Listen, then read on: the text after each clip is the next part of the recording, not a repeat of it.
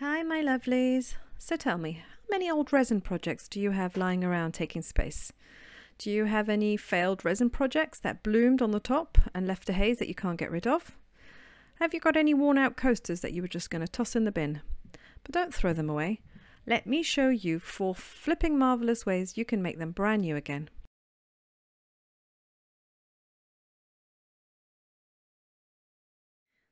So for this one, I'm starting with this resin coaster that I made. On one side, it developed some weird blooming problem. And then on the other side, I realized it had little holes in. So I started painting it and I just put some regular chalk paint on the top of it. But I thought, well, I can't do much with that with holes in. So I'm going to give it a little bit of a filling with some wood filler. And this is really quite easy to do. You just kind of smush it on, let it dry. Sand it flat and sand it completely flat before you spray. And I always like to use a spray primer before I do absolutely any painting or any decoupage on the top. So you can see my homemade spraying box, and I always do this outside with a mask and then bring it back in to dry. So I'm going to start with some stamping, and I do love stamping. You've seen me do it before on other resin projects. But this time I'm going directly on the primer, and you can use any stamp you want in any colour that you want. And because this has got a primer on it, it's a little bit easier to push down. If you have a block, mine wasn't working, or I couldn't find mine, but if you have a block, that's probably easier to do. And I just wanted, I'm doing kind of like a shabby chic feel. I'm really into it at the moment. My house is mostly decorated with that. It's quite feminine. It's a little bit vintage, and it kind of goes with everything. So I have these transfers, and I will list everything down in the description box for you of the products that I've used and all the materials. And I'm just choosing this lovely, it's a really gorgeous white rose. I thought it would look nice and quite subdued in the background of this coaster with the gorgeous old-fashioned type of vintage writing in the background. And these transfers are rub-offs, or rub-ons, I suppose. They're quite easy to do. All you need to do is use the stick that's provided when you buy the transfers, and keep rubbing down until it sticks on your surface. Now you'll need to burnish it, and burnishing means just kind of rubbing the edges very, very lightly, and I do have gloves here, and that's the best way to do this. So just burnish it with your hand until it's completely flat. And I'm just going to keep going with leaves, and I just wanted to add a leaf. And I wanted to show you on this one that I'm only using those 2 leaves on the front there on the left hand side. And these transfers, especially for coasters or for cake stands, they go a long way. So I'm just going to add 2 leaves there. And what you can do is, because it's on some sort of plastic paper, bend it around the curved edges, and then you can pull it off. And then I'm going to use those 2 flowers there at the bottom later on for some more. But you can see you can keep the other transfers for another project. So I'm going to add the last 2 leaves, which I really love this one. It's very basic, it's very charming, and it actually looks great in the garden. And you could, if you wanted, embellish the edges with some gold paint or some gilding, sealing on the edge. It can look nice, but I kind of like the natural look. It almost looks like stone. And because I'm a perfectionist, I'm just finishing off the edges with just an artist's brush and some chalk paint. And I'm going to go all the way around carefully and just touch up the edges. And the most important thing when doing, when you're reflipping coasters from resin and putting other materials on the top, is to seal it properly. You can use a wax sealer if you like, but because you're putting cups on, I prefer a really heavy duty spray varnish, or just a regular varnish applied with a paintbrush. But I find that spray varnishes leave a very nice finish on the top, a smooth, even finish. So that's my preference. And I like to do at least 2 or 3 coats just to make sure that it's completely sealed in. And if you wait till the end, I'll give you a little tip on putting some sparkles on the top.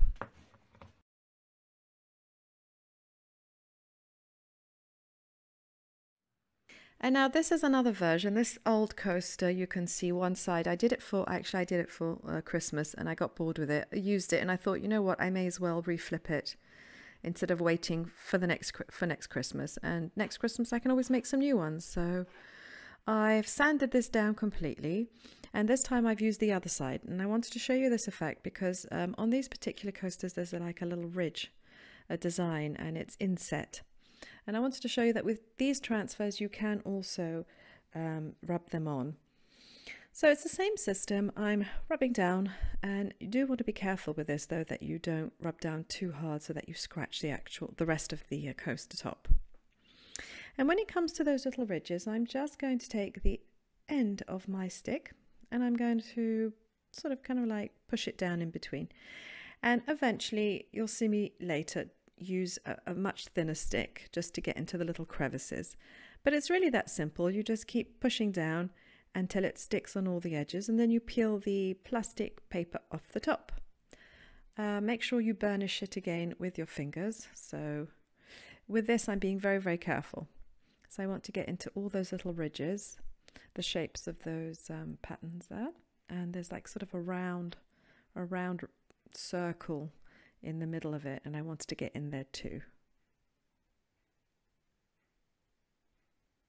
I'm just pressing down and making sure that I've got the actual transfer completely adhered down to the bottom. And now what I'm doing is it's actually a very fine popsicle stick, and I'm just pushing down in between. And this does tear it off a little bit, but actually I think it adds to the overall effect. So I'm adding a little bit more leaves, and I have this kind of thorny leaf here, and I'm just going to add that to the other side. And the best thing to do when you're using these transfers is to cut around the particular piece that you want and not attempt to use the whole transfer on top of it. Sometimes that piece of plastic, it kind of like flies off, and the rest of your transfers will unintentionally stick to whatever surface is around it, and well, unfortunately I've lost a few that way. But you know, you live and you learn, and I won't make that mistake again, and so I'm passing that knowledge on to you. So just make sure you go around, and it's the same, basically the same method as before. Push down and peel that piece of paper up, and it will eventually come up.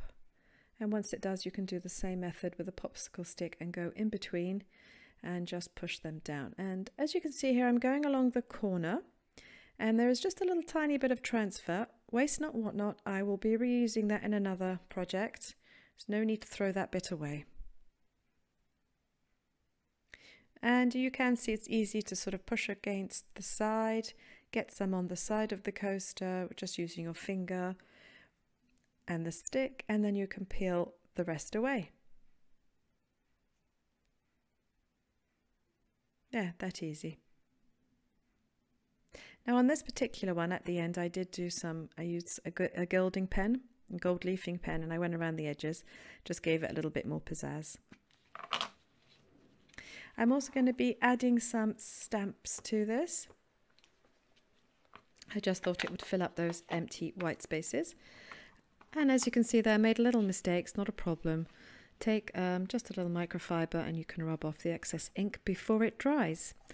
And then this one again will get at least 2 or 3 coats of a good varnish. And again, wait till the end, and I will show you a little trick I use with an amazing product that I absolutely love, that I've been using for a long time.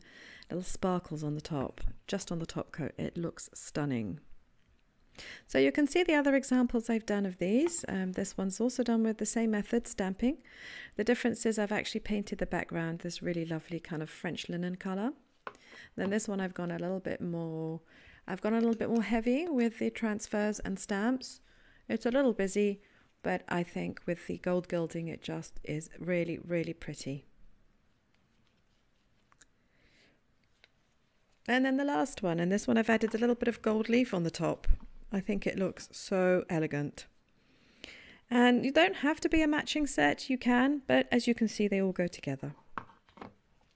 So, for this particular coaster, I'm using a wood slice. This is not actually it's not really resin. I mean, no resin has ever touched it, but I thought you might want to see the same method using decoupage paper on a wood slice. So I've sanded this down with about, I think it's quite a fine grit, maybe 240 grit paper, so it's nice and smooth. I've given it a good spray of primer, and don't worry about that other side, we'll deal with that at the end. And then I'm onto my rice paper. Now you can use anything. You can use decoupage paper, you can use paper napkins. I know most craft stores sell rice paper nowadays, and it's really not expensive. I've got this really funky selection, and I'm just going to put it underneath the rice paper, and so I can sort of eyeball where the actual pattern will be. Tear it off. Rice paper is much more sturdier than regular decoupage paper, and it's also much sturdier than tissue paper or napkins, paper napkins. So there's my lovely selection. As you can see, I've got lots of flowers, which I love. And this one was for a bigger project, so that will be coming up soon. And that gorgeous, gorgeous pink flower too. And then these are really fun because they kind of have like little vintage images of people on motorbikes and cycles, etc. It's all very twee and it's all very happy, and it's kind of what we need at the moment. Let our imagination go and just go with just have some fun. Basically, have some vintage fun. So I'm using rice paper glue, but any household Modge Podge type of glue, whatever you have, white glue will work too. Kids glue, you just basically need to put enough of it so it sticks down properly. Now this same method can be used on the actual resin coasters that we used before, which is why I'm showing it to you. But you'll see later that I do use vinyl on resin, and it just came out lovely as well.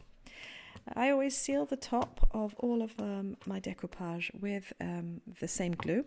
Just go over the top of it with a paintbrush.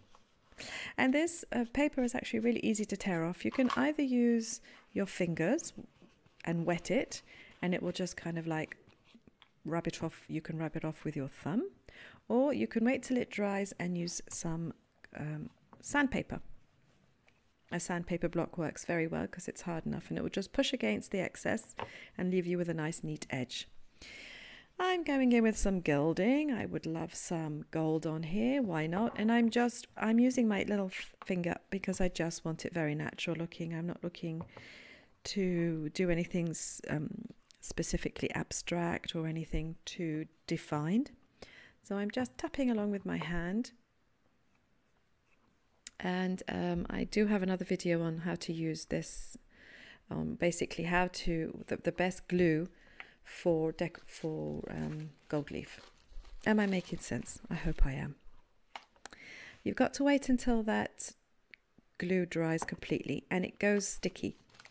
And that's why this particular sizing, it's called it, sizing glue for gold leaf, is the best one to use because it really does stay sticky for a long time. And you can see there my paper's actually got stuck into it. That just shows how sticky it is. And basically anywhere where that glue is, the gold leaf will stick to, and the other parts which are dry, it won't. Even if there's water on it, it will not stick to it. I like to use this, just a makeup brush really, and I'm just swiping off the excess. And I actually have that dedicated just for my gold leafing. It's in a little pot in my studio, and I only use that brush for that purpose. That way it stays clean. On we go with some more old vintage writing on the top of it. And I'm doing it this way, and I could have done it the other way, but it would have covered up the stamping. I love this old clock stamp. It's really twee, but it's almost very sort of country cottage vibe, chic. It's lovely. It just looks the part, and it goes so well with that whole theme. Now for the edges, you could also gild them, or you could leave them the way they are, or you could distress them. You can either wet distress them, or you can use a sanding block again and distress the edges. And again, all this will get a good sealing of of varnish. You can use gloss, or you can use satin, or you can use matte. It's up to you. It depends on the look you're going for. I've used gloss, but it actually comes out more satin. Don't ask why. I have no idea, but that's that's what happens. So I always use this spray bottle there, and as I said, I like to use the spray bottle because it does give a nice finish, a smooth finish on the top. Now I told you we weren't going to be leaving that edge as it is because it's not nice, and even though it's the underneath, you know, as I say, do things properly. I mean, it doesn't take any extra time to take your nice sanding block and give it a good old scrub at the back, and because this is raw wood, it comes off in a jiffy really quickly. And I also like to seal the back after I've sealed the front too, and that you could just do with 1 or 2 coats of varnish. If you're leaving it like that, or if you're putting rubber, it'll protect the feet underneath, it's always best to do. It just prevents any spillage of water going underneath and expanding the wood.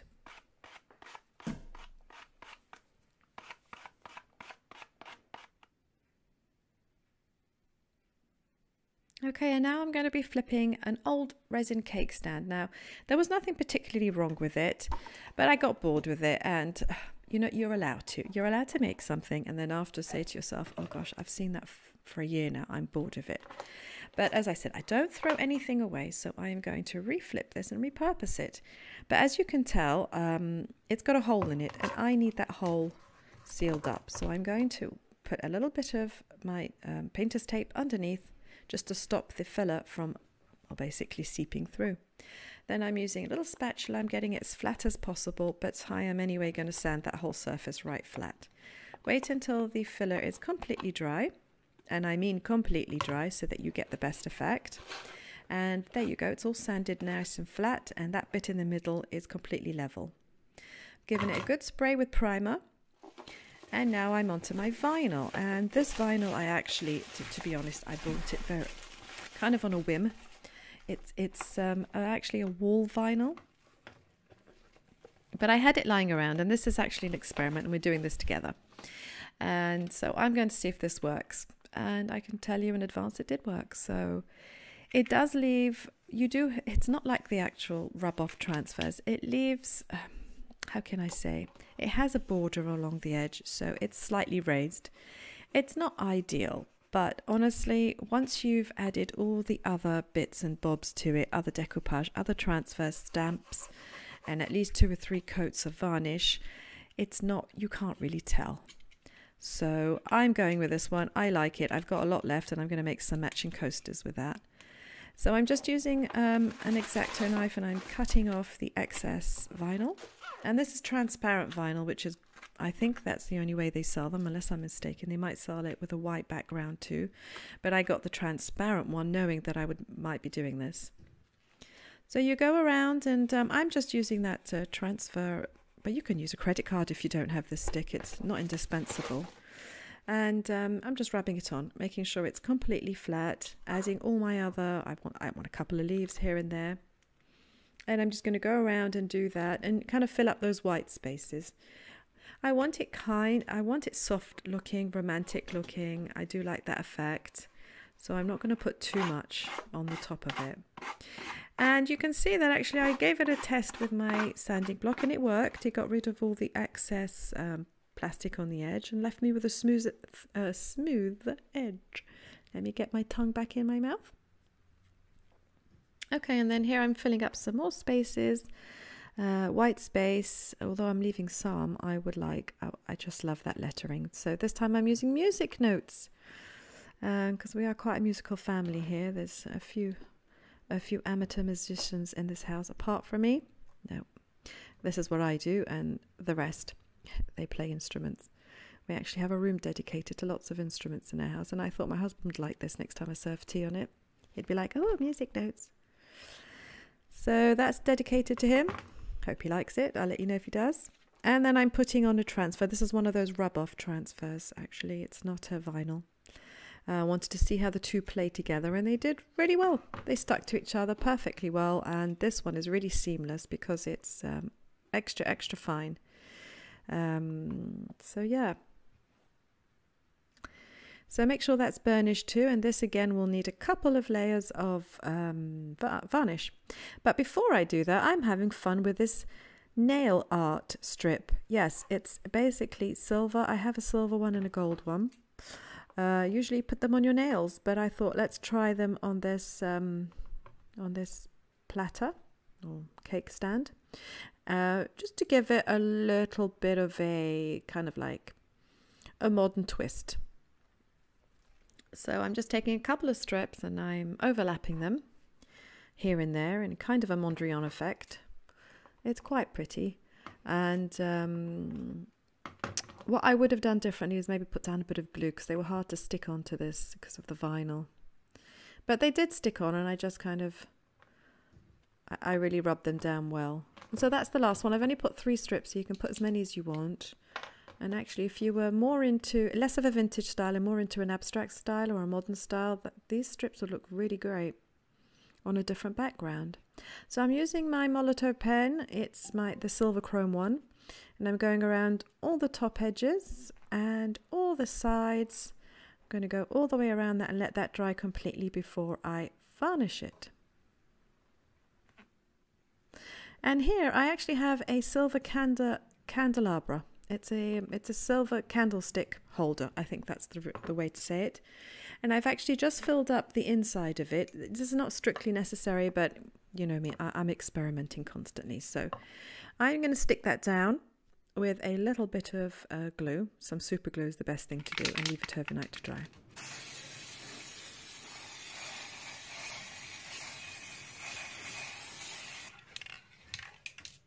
So this is the finished lot, and I've got more spaced out on my table. And what I like to do is go around and with a very fine sandpaper, this is 400 grit, take off any sharp edges and then go around and spray them with a good coat of clear varnish. I also like to use furniture wax. I love actually using furniture wax. Let it sit on the top and then just rub it off. Now, can you see these lovely sparkles? I'm going to let you into a little secret. These lovely sparkly coasters here with this on the top is a little secret of mine. And what I like to do is spray, and then I like to use this. This is a druzy. It's not quite a glitter, it's more like a powder. This is from Mrs. Colourberry, and it's really, look at that gorgeous sparkle. And just a little bit goes a long way. Just a little on the top like that. And you get that fine mist and that beautiful sparkle. I'm not sure if it shows up on camera. This one it does too.